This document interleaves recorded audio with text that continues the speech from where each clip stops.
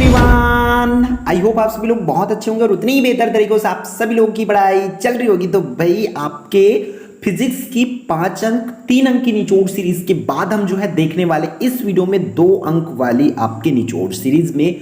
तो बहुत ध्यान से देखेंगे। अब देखो भाई 2 नंबर वाला है तो एक चीज माइंडसेट में रख लो, आपके दिमाग में रख लो कि 2 नंबर वाला है मतलब छोटी छोटी क्वेश्चन तो बहुत ज्यादा होती है ना, इसलिए नंबर ऑफ क्वेश्चंस यहाँ पर बढ़ जाएगा। तो आप लोगों को बहुत ध्यान से जो भी क्वेश्चंस इस वीडियो में मैं आपको रिकमेंड करने वाला हूँ पूरा, तो वो आप लोग ध्यान से पढ़ लेंगे, ठीक है।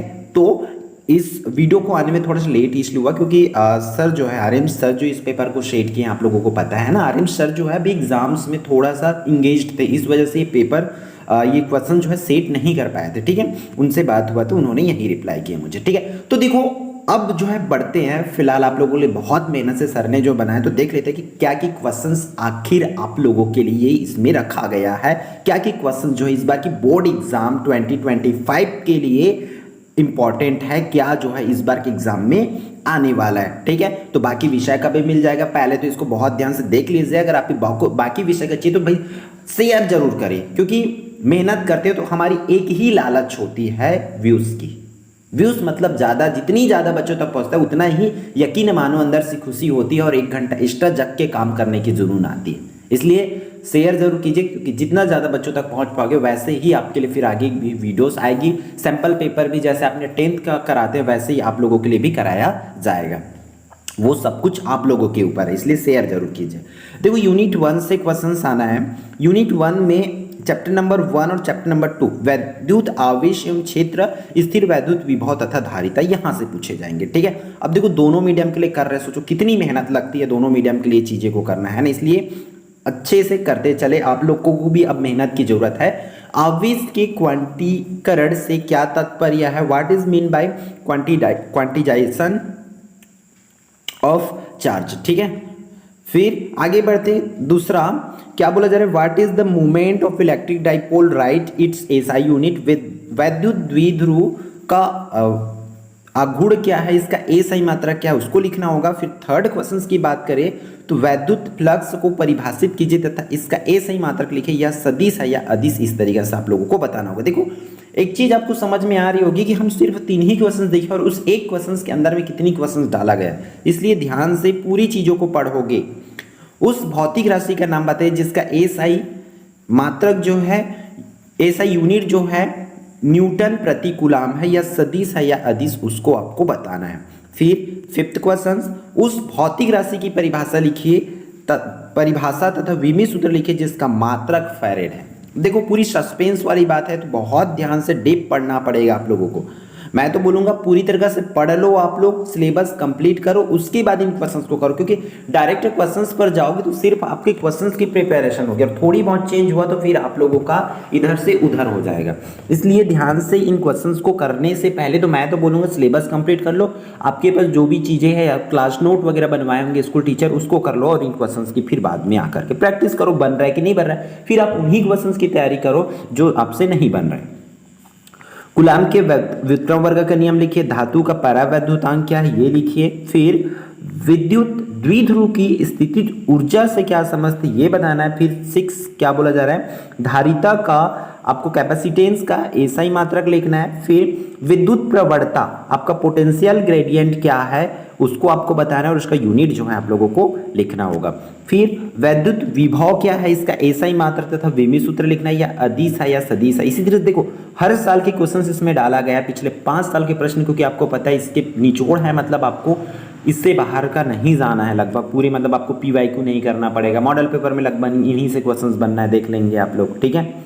तो आप लोग निश्चिंत होकर के इन क्वेश्चंस के प्रिपेयर जो है कर लीजिए। 12, क्या एक धातु का गोला जिसकी त्रिज्या 1 सेंटीमीटर है कूलाम आवेश रख सकता है, उत्तर को कारण सहित समझाना है कि रख सकता है कि नहीं, ठीक। फिर वैद्युत धारिता का एसआई मात्रक तथा विमी सूत्र लिखना है आपको, इलेक्ट्रिक कैपेसिटेंस का उसकी यूनिट और उसका फॉर्मूला जो है लिखना है। फिर समविभव पृष्ठ क्या है उसको बताना है, इक्विपोटेंशियल सरफेस क्या है ये लिखना है। फिर अगला बच्चों आप लोगों को बोला जा रहा है क्या 15 में, क्या 2 समविभव पृष्ठ एक दूसरे को काट सकती है, आपको बताना है कि इक्विपोटेंशियल सरफेस इंटरसेक्ट कर सकते हैं या नहीं ईच अदर को, वो आपको, ठीक है। फिर विद्युत चालक का पृष्ठ समविभव होता है क्यों? समविभव, विद्युत चालक का जो पृष्ठ है वो समविभव होता है क्यों? इलेक्ट्रिक कंडक्टर इक्विपोटेंशियल होता है क्यों? ये आपको बताना है। क्लियर?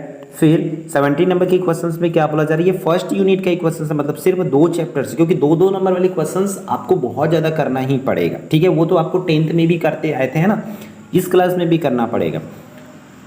विद्युत बल रेखाएं लूप नहीं बनाती क्यों? उसको करना है।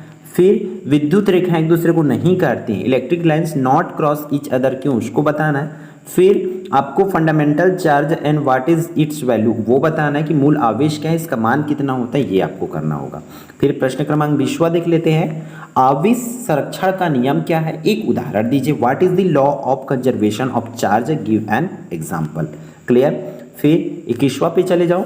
क्या बोला जा रहा है कि संधारित्र की परिभाषा, धारिता की परिभाषा एवं विमित सूत्र जो है लिखना है। ठीक है, तो फिर अगला पे आ जाते हैं भाई। अगला प्रश्न क्या बोला जा रहा है 22वां में कि रेखीय आवेश घनत्व की परिभाषा में मात्रक बताइए। 23वां की बात करें तो पृष्ठीय आवेश घनत्व की परिभाषा में मात्रक बताइए। आयतन आवेश घनत्व की परिभाषा में मात्रक बताइए, ये करना है। विद्युत बल रेखाओं के 2 गुण लिखना है आपको। कूलाम के व्युत्क्रम वर्ग के नियम की 2 सीमाएं। एक गोली की त्रिज्या 9 सेंटीमीटर है, इसमें 4 म्यूसी होगा मे बी, है ना। आवेश दिया जाता है तो चालक की धारिता ज्ञात कीजिए। ठीक है, अगला आगे आते हैं आपका 28वां प्रश्न पर। 3 संधारित्र समांतर क्रम में जुड़े, चालक की परिणामी धारिता जो है ज्ञात करना है। ठीक है, तो इस तरीके से क्वेश्चंस आपको चैप्टर नंबर 1 से ही, यूनिट नंबर 1 से पूछे जाएंगे। तो लगभग देख लो आप लोगों के पास 35-36 क्वेश्चंस है एक ही यूनिट से, यूनिट नंबर 1 से ही।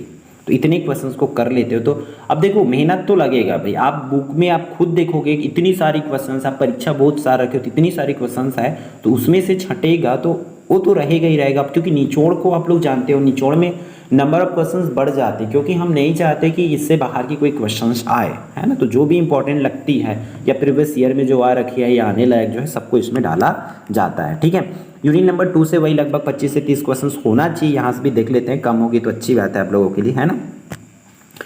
इसमें चैप्टर नंबर 3 आएगा, विद्युत धारा, इलेक्ट्रिक करंट। ठीक है, क्या बोला जा रहा है? विद्युत वाहक बल तथा विभवांतर में कोई 2 अंतर स्पष्ट कीजिए। प्रतिरोध तथा विशिष्ट प्रतिरोध में 2 अंतर लिखना है। विभव मापी एवं वोल्टमीटर में कोई 2 अंतर लिखना है। निम्नलिखित के बारे में बताना, जैसे प्रतिरोधकता क्या है, विशिष्ट चालकता क्या है ना, इन चीज़ों को एक्सप्लेन करना होगा। फिर उसी तरह से विभव प्रवणता क्या है, चालकता क्या है, इसको बताना है। फिर विद्युत वाहक बल, विशिष्ट प्रतिरोधक ये क्या है उसको करेंगे। निम्नलिखित के बारे में समझाना है, अनुगमन वेग श्रांति काल, इन चीज़ों को करना है। ठीक है, 8वां में क्या बोल रहा है? निम्नलिखित के बारे में समझाना है कि विभवांतर क्या है, आंतरिक प्रतिरोध क्या है, इसको। फिर यहाँ से एक न्यूमेरिकल है कि एक विद्युत लैंप में 200 mA की धारा, ठीक, एम्पियर की, थोड़ी सी क्या है तबीयत की इशू है ना, इस वजह से थोड़ी खांसी आ जा रही, तो आप लोग एडजस्ट करते हुए चलेंगे। ठीक है, तो ये देखो इस तरीके से न्यूमेरिकल आना है, तो न्यूमेरिकल को करते चलेंगे। ठीक, मैं आपको शो कर देता हूँ फटाफट, क्योंकि हर एक क्वेश्चंस को पढ़ते जाऊँगा तो वीडियो लंबी बस हो, क्योंकि आपको सिर्फ क्वेश्चंस दिखाना है ना। तो मैं दिखा देता हूँ इन वीडियोस के माध्यम से थोड़ा फास्ट करके, तो आप लोग इनको पढ़ लेंगे, क्योंकि थोड़ी सी बार बार खांसी आ रही थी, इस वजह से बोलने से दिक्कत हो रही है। ठीक है, तो इसमें भी देखो 31, ये 32, 33, 34, 35, 36, ठीक है, 37, 38, 39, ये 40। ठीक है, इसमें लगभग 40 क्वेश्चन है, तो 40 क्वेश्चन आप लोगों को इसमें से करना होगा। क्लियर? फिर यूनिट नंबर 6 पर चलते हैं। तो यूनिट नंबर 6 पर 2 चैप्टर है, यहाँ से क्वेश्चंस पूछे जाएंगे। देखो क्या बोला गया है, कला संबंध स्रोत के लिए 2 शर्तें लिखिए। ठीक है, ये कर लेंगे।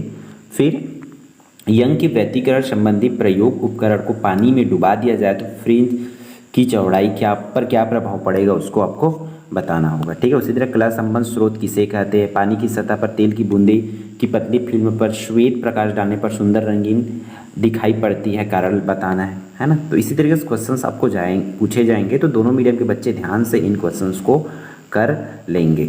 ठीक है, मैं थोड़ा जूम आउट कर लेता हूँ, जूम इन ये हो गया है, हाँ ये हुआ, डायप्टर तक हुआ था आप लोगों का।